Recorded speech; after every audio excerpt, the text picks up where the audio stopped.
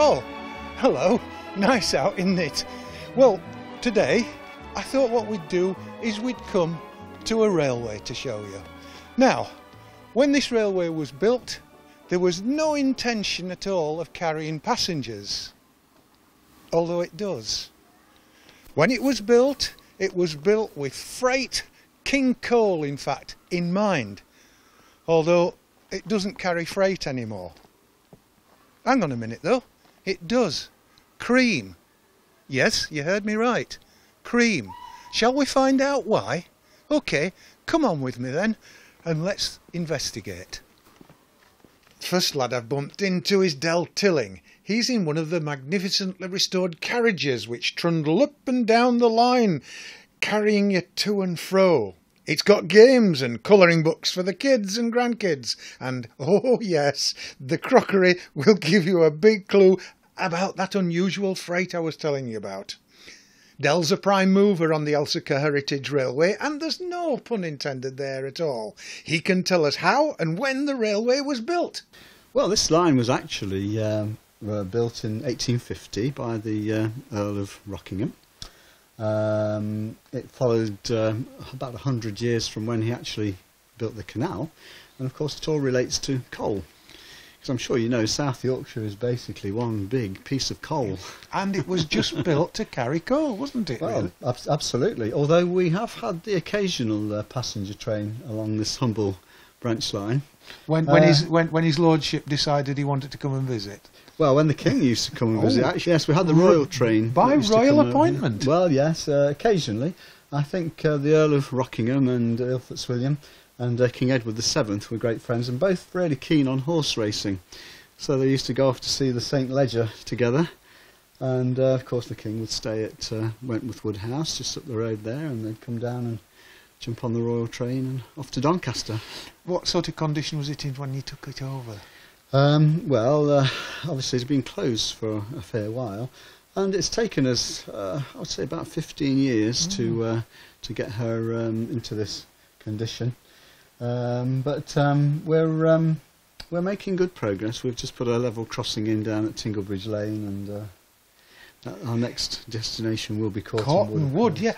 What experience can we have coming here? I notice we've got these wonderful cups and plates laid out, and that's part of the thing. Because one thing that you do carry freight-wise now is cream, isn't it? Because you are rather famous for your cream teas. Well, we've had the most successful year since we started doing cream teas this year, actually. And we bring the cream in from Cornwall. It actually comes overnight, and then on the next day it's served to our customers on the train. So that is a lovely experience. When you can, yes. So actually, looking at these coaches, it takes you back a bit, doesn't it? Now, I think at one time every boy had a train set. I know I had a Hornby double myself, and you sort of grow out of it. But you guys, you haven't grown out of it. You still play trains. Yeah. Well, it's a little bit more than that. They're absolutely fascinating things. They're practically living beings, the steam engines anyway. And I think if you do get that thrill as a boy of having one go past you a few feet away at 100 miles an hour, as I used to when I used to go to Grantham. Oh, right. Then it sort of stays with you. And it gets in your blood. It certainly does. And I've been here now just 2 or 3 years actually, but I learned to be a fireman on the Isle of Wight Railway. You're a past fireman. Yeah. Well, I guess so. Yeah. And here we've got the Mardy Monster, which is the most powerful industrial loco ever built. It's just sitting over there. And it's great fun, actually. We'll have a look at that locomotive later in the programme, by the way. But actually, talking about that, it takes time to put them together, to make them work. Somebody's got to sell tickets. Somebody's got to make the cream teas. And you rely on volunteers now. Say some of the boys and girls who are out there are thinking, I'm retired now, I could do with something. Do you welcome volunteers here? Well, absolutely. We've only got about 100 members, which is relatively small when you compare us with, say, the larger heritage railways such as North York Moors or Keighley and Worth Valley, which are not too far away. And of that 100, we've probably only got about 25 or so that are active. But on the other hand, we're a fairly small line, and it's fairly easy to manage. But now we're expanding to Corton Wood. We really do need as much help as possible. So anybody can come along here. I say, I want to ride, but I'd like to come and work here, and they'd be welcome. Well, they often do. People who come and now drive the locomotive experience courses, they often join us as volunteers. And that's a great thing. You can come and learn to drive, can't you? Even if you're not going to volunteer, you can still do that. Still come and hide the engine for an hour and go up and down our gradients, which are quite challenging, and have lots of fun. And that's the main thing, isn't it? It's all fun here. But on a serious business, we've mentioned Corton Wood because you are looking to expand now, aren't you? But first of all, what's taken a long time, and you've now done it, you've got the famous level crossing, and it even made look north, didn't it? It did, yes. And it's taken us about 15 years, but now that level crossing's in place, we can push on towards Corton Wood. The only obstacles are about 3,000 trees that have sprouted over the last... Well, since the line was closed, they've had 25 years or so to grow, and they are about 25 feet high, some of them.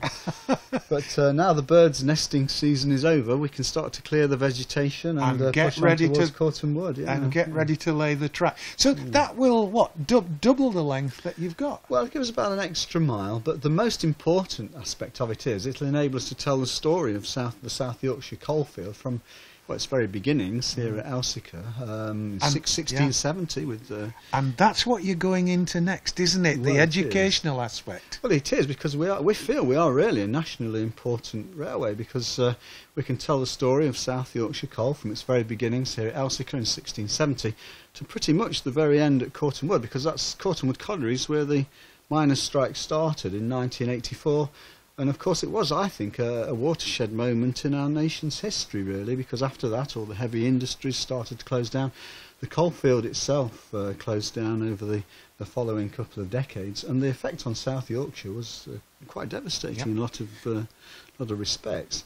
And really there's very little to say thank you to 20 generations, 300 years of coal mining here in South Yorkshire, and we want to become the Coalfield Memorial Railway and have a memorial garden up at Corton Wood where we've got 3 acres, and also to encourage more school visits, because that's the future of preservation, isn't it? Well, I believe it is. I think we've got a serious purpose to fulfil, and until we get to Corton Wood, I feel that we're not really able to tell the whole story, and hopefully within a couple of years we'll be able to do that. And more power to your elbow, Del. And while you're at it, why don't you volunteer to help them get there? It's so easy, and this is such a friendly place.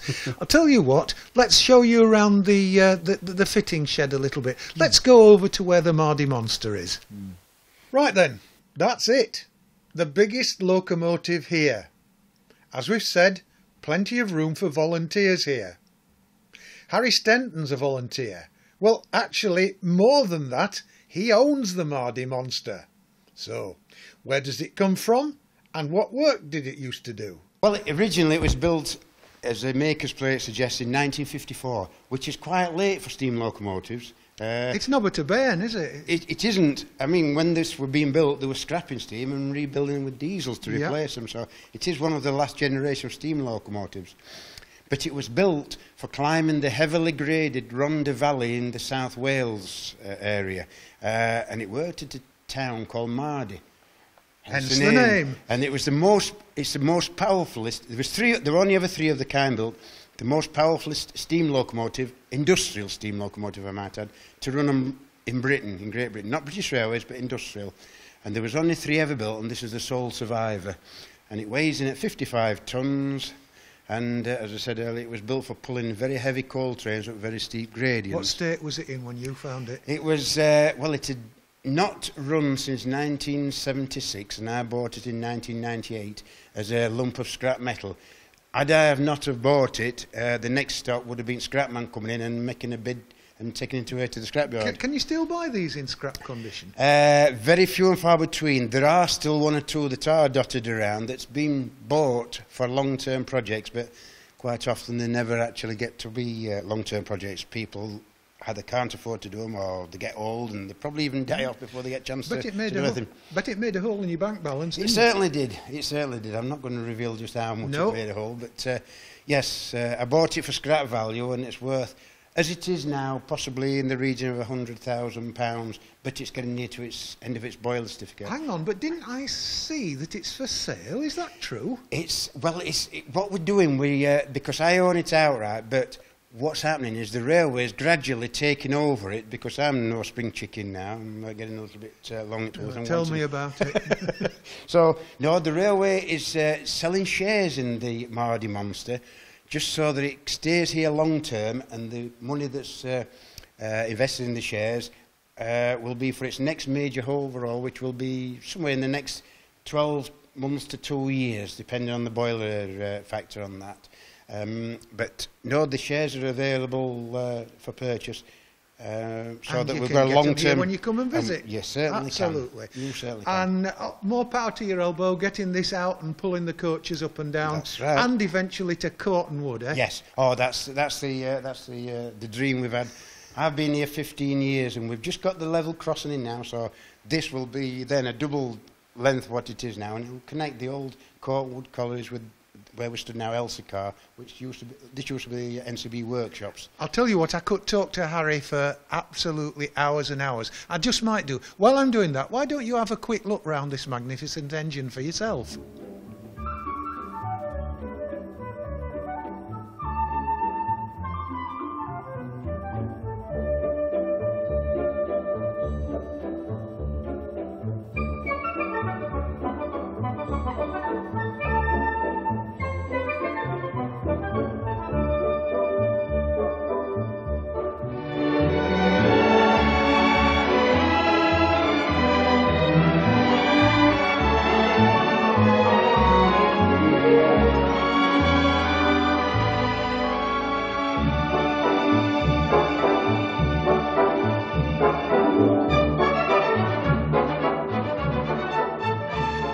What's it like to drive one of these things? Well, I'll tell you what, as the train comes in, let's talk to newly qualified engine man, John Felton, and see what the experience was for him. Because when he got on this, he wasn't a driver, now he is. That's him bringing this engine in now.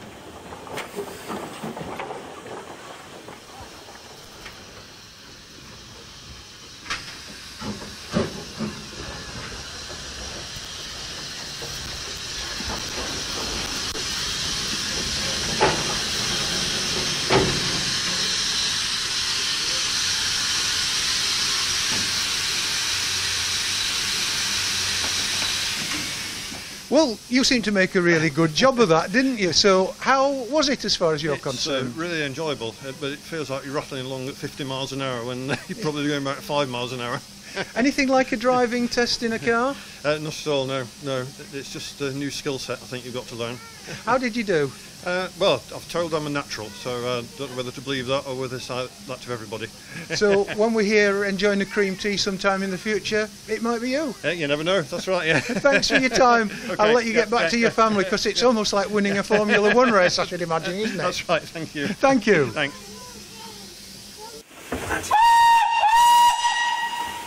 Hey, fancy having a go yourself?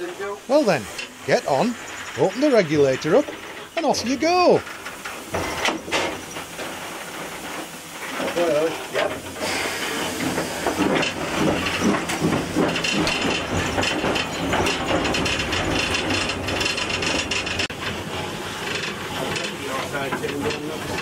Now that's a good steady start out of the station, and well done, no wheel slip.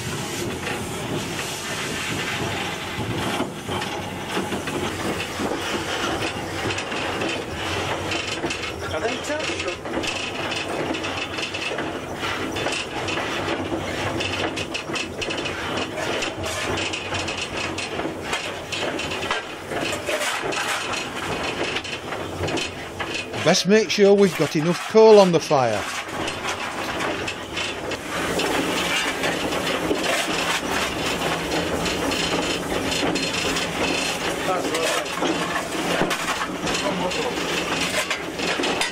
And enough steam pressure up.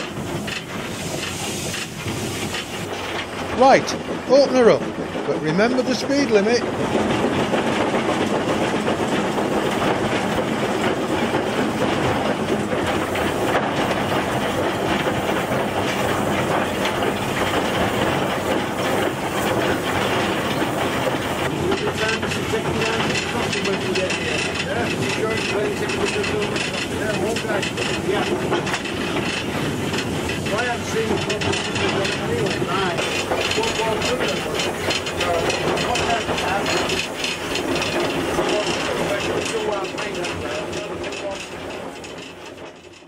Now you've got to other end. Now here's this new level crossing that they've just built. We have to stop here because this is as far as the line goes, but pretty soon in the near future it'll go all the way to Corton Wood, and that will be a ride and a half, I can tell you. Still, in the meantime, we'd best get back to the station. So, brakes off, regulator open, and we'll trundle back. Best keep an eye on those gauges, and then we can admire some of the woods.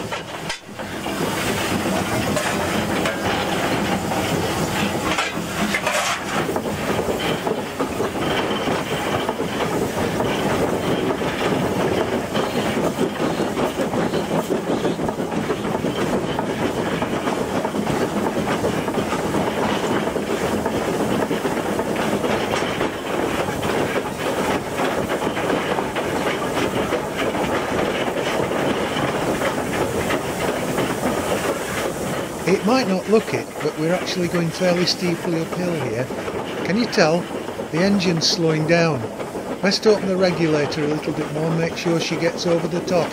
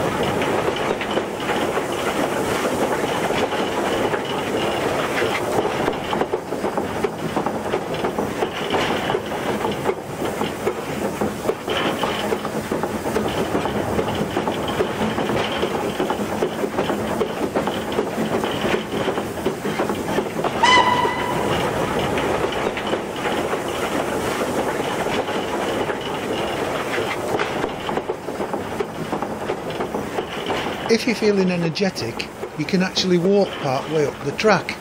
Here it is. Not only does it go up by the side of the line, but it also forms the towpath for the Dearne and Dove Canal.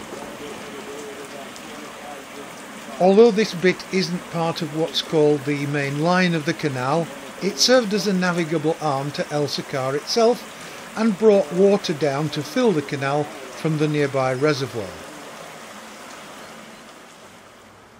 Some work's already been done on restoring this part of the canal.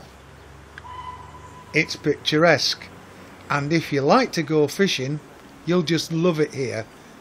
But don't forget to get your permit first.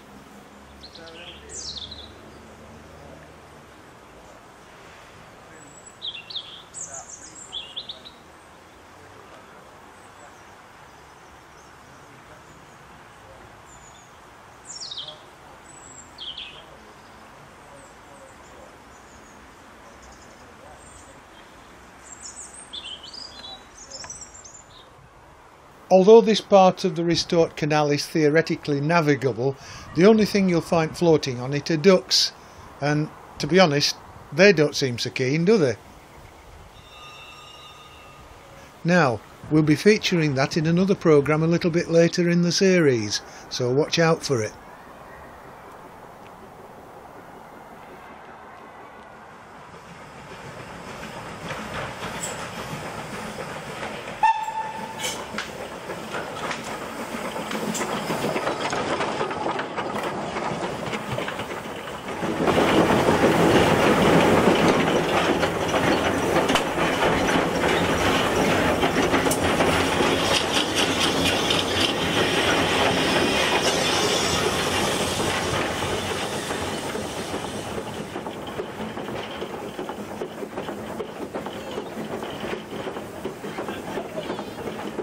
Nice steady approach to the station. Oh, and best let them know you're coming.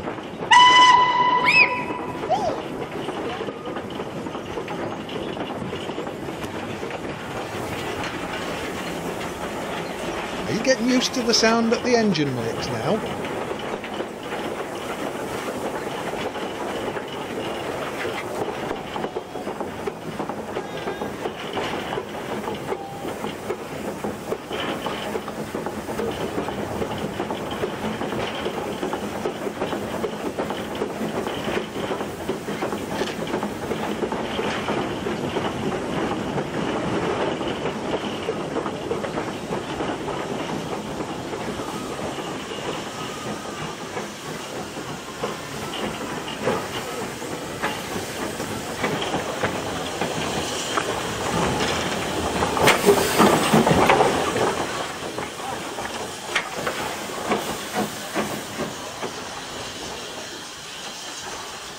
Careful application of the brakes.